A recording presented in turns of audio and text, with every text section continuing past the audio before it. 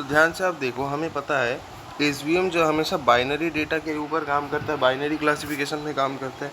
अगर हमारे पास कुछ ऐसा हुआ, ठीक है, मान लीजिए ऐसा कुछ है, इसके एक्सेस को मैं लिख देता हूँ, ये 0 है, 1 2 3 4 5 6 7 8, ठीक है, इसको मैं थोड़ा एक्सटेंड कर देता हूँ ऐसे, हाँ, ये 10 तक है, और इधर भी 1 2 3 4 5 6, थोड़ा मैं ड्राइंग बना देता हूँ ताकि आपको समझ में आ जाए,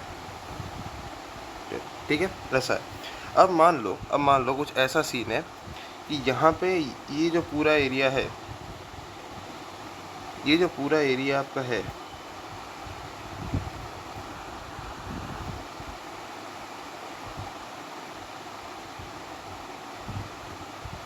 ऐसा जो पूरा एरिया है ये आपका पूरा रेड डेटा से भरा हुआ है, ऐसा।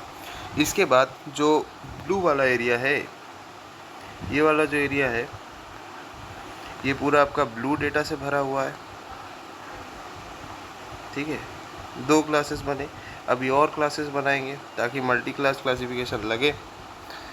मान लेते हैं अभी जो ये ऊपर वाला एरिया है,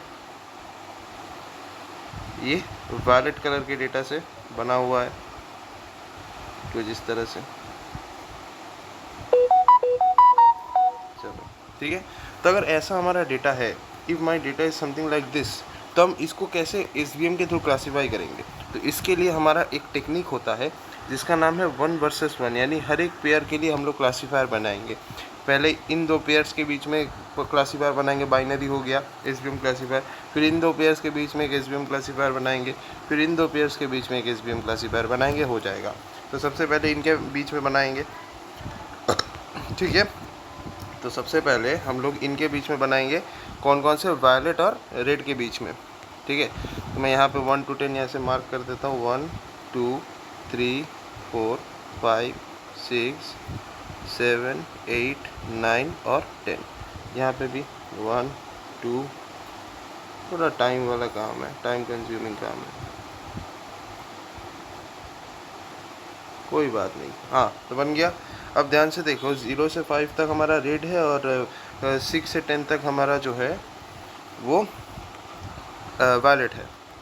सो यानी ये हमारा पूरा यहाँ तक जो है, अरे यार ये ठीक से साला बन भी नहीं रहा है, बन रहा है,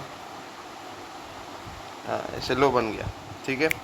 अभी ये ऊपर जो है, ये वाला प्लस में, ये जो भी है सब कुछ, ये तुम्हारा वायलेट है, दिस इज योर वायलेट।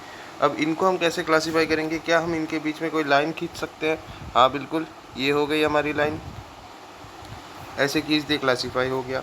अब नेक्स्ट हम किसके बीच में बनाएंगे? अब इन दोनों के बीच में क्लासीफायर बनाएंगे, ठीक है। चलो बनाते हैं, सेम चीज़ को ही कॉपी करना, नहीं कॉपी तो नहीं कर सकते यहाँ पे यार, वापस से बनाना होगा, कोई बात नहीं, आपको समझ में आ रहा होगा, बस आप वही मेन है मेरे लिए। 0 1 2 3 4 5 6 7 8 9 और ये 10 हो गया। यहाँ पे 1 2 3 4 5 6 7 8 9 10, ठीक है। तो अभी हम क्या करेंगे, रेड और ब्लू के बीच में भी एक वैसा बनाएंगे। सो देखिए 0 से 5 तक हमारा क्या है, 0 से 5 तक, और इधर ऊपर ये पूरा हमारा जो है ये ब्लू है, ये पूरा हमारा क्या है, ब्लू है। और 5 के बाद 6 से यहाँ क्या है, मान लेते हैं रेड है। मैं एक बस जनरल केस दिखा रहा हूँ कि कैसे यहाँ पे क्लासीफाई होता है, ठीक है, बड़ी चीज़ है, बढ़िया चीज़ है। तो इनके बीच में हम क्लासीफाई करेंगे, कौन सी लाइन खींच के हम इसको लीनियरली सेपरेबल बना सकते हैं, कैसे इसको सेपरेट कर देंगे, ऐसे, बिल्कुल सही बात है, सेपरेट हो गया, ये हाइपर प्लेन है। अब नेक्स्ट हम किन दोनों के बीच में बनाएंगे मेरे भाई, राइट, ओके, चलिए बनाते हैं। तो इन दोनों के बीच में अगर हम लोग एक क्लासीफायर बनाते हैं तो वो कुछ ऐसा दिखेगा, 0 है, 1 2 3 4 5 6 7 8 9 10। इधर भी सेम चीज़ है, 1 2 3 4 5 6 7 8 9 10। ठीक है, तो अभी हम क्या करेंगे, इन दोनों के बीच में क्लासीफायर बनाएंगे। सो सबसे पहले हम एक काम कर लेते हैं, यहाँ पे ऐसे बना लेते हैं भाई। ठीक है, कुछ ऐसा है,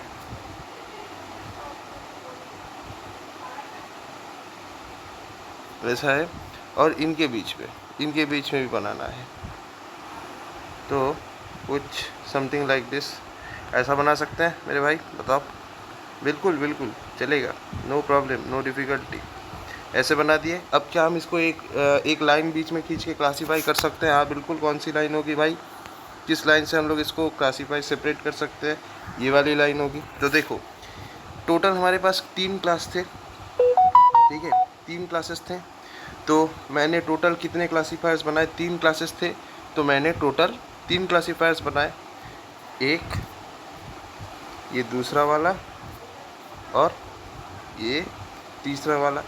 तो इस तरह से हमें क्या पता चला कि वायलेट और रेड के बीच में ऐसा लाइन खींचेंगे। ठीक है, ओके, बहुत बढ़िया। फिर ब्लू और रेड के बीच में एक वर्टिकल लाइन खींचनी है, यानी कुछ ऐसा बढ़िया सेपरेट हो रहा है। और फिर हमने क्या किया, वायलेट और रेड के बीच में एक डायगोनल लाइन खींचना है। ठीक है, तो हमने क्या किया, इसको मैं मिटाता हूँ, 1 वर्सेस 1। वायलेट और रेड क्या है, क्या वायलेट और रेड नहीं होगा भाई, ये ब्लू होगा। वेरी सॉरी, गलती कर दी मैंने यार, सॉरी, वेरी सॉरी। ये सारे जो है ना ब्लू में होंगे, मैं देखा नहीं था यार, वेरी सॉरी, माफ कर दो भाई।